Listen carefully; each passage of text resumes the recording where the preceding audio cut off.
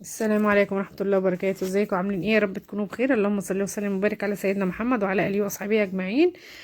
وحشتوني جدا جدا جدا، وحشتني واقفة معاكم في المطبخ والوصفات وكل الحاجات الحلوة اللي احنا بنعملها مع بعض دي. النهارده بقى معانا كده نعمل البيتزا، نعمل طريقة البيتزا. طبعا كله عارف هي بتتعمل ازاي، بس كل شيخ وليه طريقته، وكل ست بيت وليها طريقتها. فانا النهارده بقى هوريكم انا بعملها ازاي. هنا انا حتى واقفه بقول لكم رجعنا بقى لمطبخنا الحبيبي تاني، وهنقف بقى مع بعض وهنعمل احلى وصفات ان شاء الله باذن الله. بس كده شجعوني ودعموني وحطوا لي كده لايك حلو على على الفيديو ده و... وقولوا لي يلا نرجع تاني للوصفات بتاعتنا ونقف تاني مع بعض في المطبخ. هنا انا عندي 6 مجات دقيق. من المج اللي انا كنت ماسكاه دوت حطيت 6 مجات، ومعايا الكوبايه بتاعتي المعياريه ديت اللي هي بحط فيها الخميره بتاعتي اخمرها. حطيت معلقه ونص خميره ومعلقه سكر، وطبعا هسيبها تختمر. طبعا المية عندي دافية مش مية من الحنفية، انا بحب اعمل حاجة صيف شتاء الحاجة تبقى ميتها تبقى دافية زي دمعة العين، ما تبقى سخنة قوي علشان ما تفسدش الخميرة.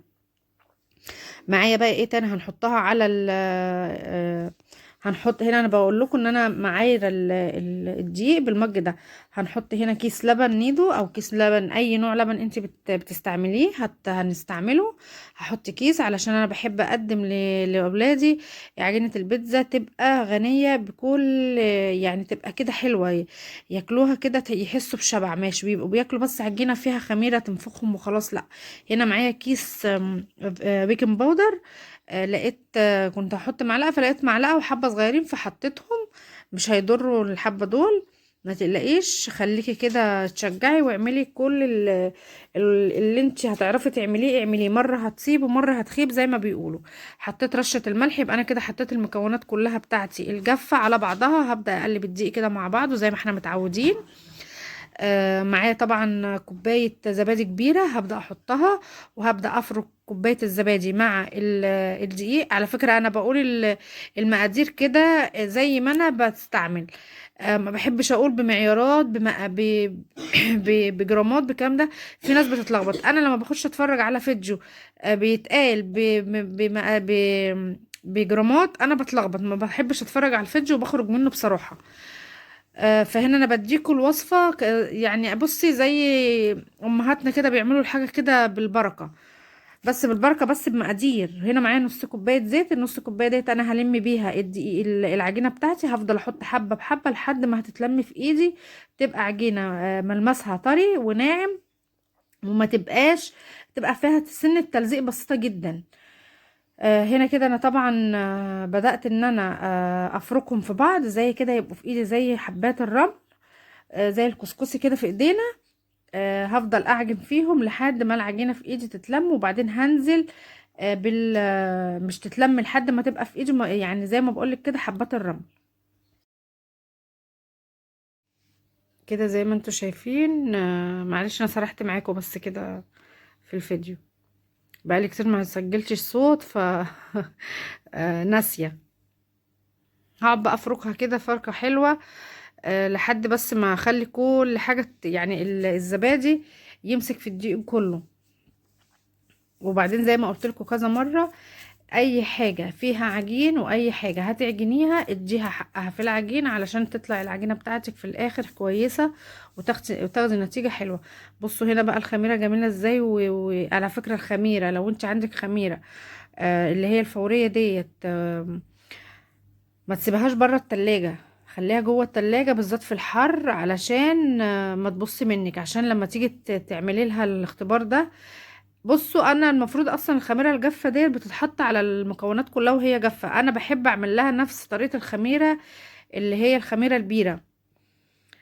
بحب كده يعني اعرف ان هي فعلا دي الطريقه معايا كده ناجحه. كده بقى هفضل اعجن كده فيها، الم كل العجين بتاعي، اعجن كده حلو قوي وكنت بقى مبسوطه قوي على فكره وانا واقفه بعجن، لان بقالي كتير قوي ما عجنتش وبقالي كتير ما عملتش حاجه. حطيت هنا بقى معلقه الخل. بصوا هتحطوا المكونات واحده واحده كده وانتوا شغالين. انت حطي حاجتك جنبك وانت شغاله، وهتلاقي بقى نفسك ايه، واحده واحده كده بتحطي حاجه في حاجه، يعني ما تحطيش الحاجه كلها على بعضها. بص طبعا انا هنا فصلت، قعدت بقى اعجن، حطيت الطبق في الارض وقعدت اعجن اعجن اعجن، ولما بصوا خليتها اتهلكت معايا في ايديا.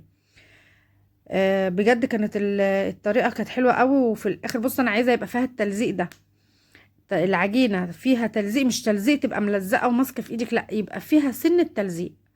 طبعا هنا الزيت دوت انا لميت بيه العجينه بتاعتي كلها، لميت بيه. ويعني بتاخدي حسب ما انت هتعوزي، مش هتحطي نص الكوبايه كلها، هتحطي يعني حبه بحبه لحد ما تلاقي العجينه معاكي اتلمت وبقت حلوه في ايدك ومش محتاجه تاني، خلاص بتوقفي كده دقيق. وتخلي بقى ايه الحبه اللي معاكي دول هتحتاجيهم برضو في دهن الصواني اللي انت هتخبزي فيها البيتزا. هنا كده انا خلاص خلصتها. هلفها بقى كده، هغطيها بستريتش. طبعا انا مولعه الفرن عندي الكهرباء، اللي متابعني عارف ان انا بولع الفرن الكهرباء عندي. بخليه يسخن واطفي، واروح حاطه البوله او الطبق اللي انا عاجنه فيه في الفرن. علشان سواء شتاء او صيف انا بعمل كده، عشان انا ببقى مستعجله، ببقى عايزه اعمل حاجه على طول، فببقى عايزه ايه ان الحاجه تنجز معايا. انا بصراحة هنا دي خدت معايا في ان هي تختمر، خدت معايا حوالي من ساعة لساعة الا ربع. هنا بقى هعمل الوصفات بتاعتي اللي هي ايه قصدي الحشوة بتاعة البيتزا. هنا عملت الصلصة، الحلة اللي موجودة ديت انا كنت عاملة صلصة اللي انا بعملها الطماطم وبصل، يعني بعملها كده بضربها بالهاند بلندر واسيبها واعمل لها البصلة وايه واخليها اسحب منها ايه حسب ما انا عايزه. هنا عملت دي شاورما، عملت البصلايه خليتها ان هي تدبل، ورحت نازله بالبانيه مقطعاه زي الشاورما، وخليتهم يتشوحوا مع بعض حلو قوي. حطيت التوابل بتاعتي كلها، حطيت توابل شاورما، وقطعت فلفل الوان. انا ليه هنا حطيت الفلفل الالوان مع الشاورما؟ في ناس بتحطه على البيتزا تحس بطعمه، هنا انا عيالي ما بيحبوهوش، يعني ما بيحبوش ياكلوا الفلفل في الحاجه تبقى باينه. هنا قلت يدبل بس شويه، حطيت كل بقى توابلي وحطيت الفلفل وسبته بقى كده يتشوح مع بعض شويه. وهنا عملت بقى الصلصه بتاعه ال البيتزا من الطماطم اللي عندي. هنا الطماطم دي ما كنتش لسه حطيت عليها بصل ولا اي حاجه، كانت طماطم بس، كانت غليت. حطيت معلقتين زيت وخليتهم سخنوا قوي، ورحت نازله بمعلقه سكر، ونزلت بكبشتين من الصلصه، سبتها بقى تغلي. انا ما بحطش زعتر ولا الحاجات دي، لان الزعتر بيبقى ايه بيبقى باين عندي في الحاجه، فبرضه ولادي ما بيحبوش الحاجات دي، بيقعدوا ايه ينقوها كده من الحاجه. والله وفعل يعني بص انا عاملاها بالطريقه دي زي طريقه الكاتشب. لو اتبقى مثلا شويه ولا حاجه احنا بنستعملهم ككاتشب، مش بنستعملهم ان هي صلصه.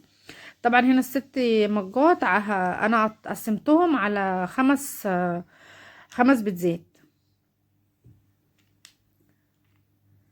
هنا كنت بكلم انس، كان انس رايح يجيب حاجه وكنت بكلمه. طبعا انس لازم لما انا ابقى واقفه بعمل حاجه في المطبخ لازم يجي، يا ماما انا عايز كذا. بصوا شفتوا اللي هم بيقولوا لكم ايه، آه يعني ما بيصدق يلاقيني مشغوله في حاجه، وبيجي بقى يقول لي الطلب اللي هو عايزه ان انا مش عارف طبعا اقول له لا.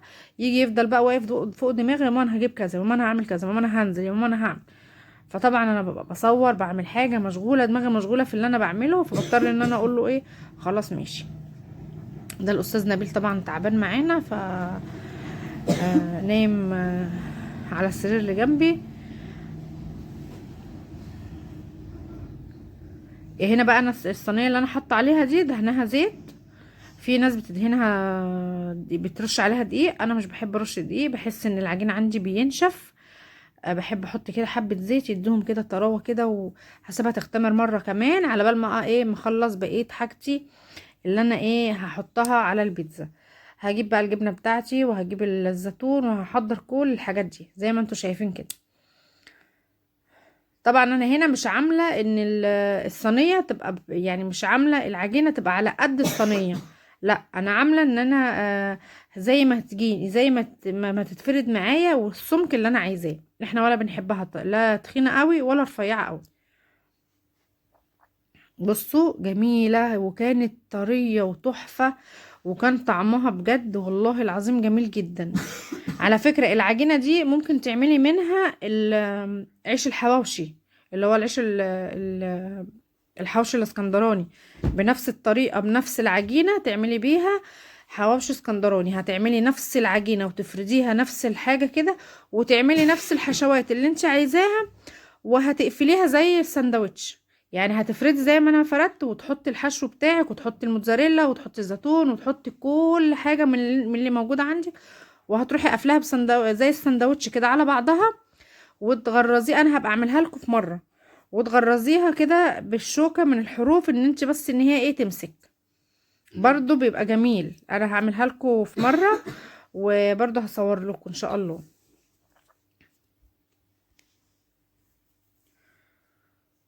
هنا بقى الصلصة دي بجد كانت جميلة قوي، وكانت ريحتها حلوة قوي وانا بعملها. اه بحط فص توم صغير جدا جدا، بعد ما بحط المعلقتين الزيت ان هما يسخنوا، بروح حاطه يعني حرف على حرف المعلقة الصغيرة كده توم. بس تصفر كده، واروح نازلة بقى بالسكر، واروح نازلة بالطماطم، واحط بقى رشة ملح، رشة فلفل، كمون، اي حاجة بقى انت عايزة تحطيها تحطيها. هنا انا كنت عاملة البيتزا، اللي شاف طبعا الفيديو، انا كنت عاملة البيتزا نص شاورما ونص كفتة. نص مش كفتة، انا عاملاها زي الكفتة مدورة يعني مكورة، فعلى طول بقول كفتة. هي لحمة مفرومة وانا مكوراها، عاملة نص ونص. اللي عايز ياكل يعني، بحيث ان البيتزا الواحدة يبقى فيها الطعمين. هتخدمي بقى الحاجة بتاعتك وتظبطيها، وطول ما انت بتعملي الحاجة بحب، وبان انت عايزة تعمليها، هتلاقي الحاجة طلعت معاكي حلوة جدا، وهتلاقيها سهلة ومش هتحسي بيها. والله بجد اليوم دوت انا بدأت اعمل البيتزا ديت كانت حوالي الساعة 5، عجن وخبز وكل حاجة، فما خدتش معايا وقت. بصوا هنا بقى النتيجة، بصوا جمال، والله العظيم كانت طعمها تحفة، وكانت حلوة قوي قوي قوي. ما تنسونيش بس كده بلايك حلو ولايك جميل وكومنت كده حلو منكم يا حبايبنا، وان شاء الله اشوفكم في وصفة في وصفة جديدة وفيديو جديد. ويا رب كده ان شاء الله نشوف بعض في كل الخير بإذن الله. يلا سلام عليكم.